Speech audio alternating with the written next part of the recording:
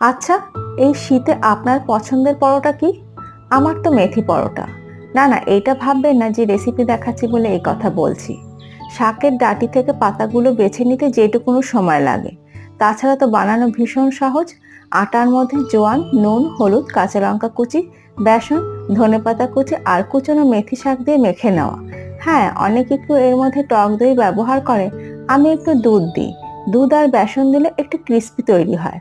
তারপরে জল দিয়ে মেখে নিয়ে একটু রেস্টে রেখে দেওয়া। তারপর যেটা আপনার পছন্দ তেল বা ঘি দিয়ে ভেজে নিলেই হবে। আহা, বলতে বলতে জিভে জল চলে এলো যে। এইভাবে বানালে তেতো তো একটুও লাগবে না।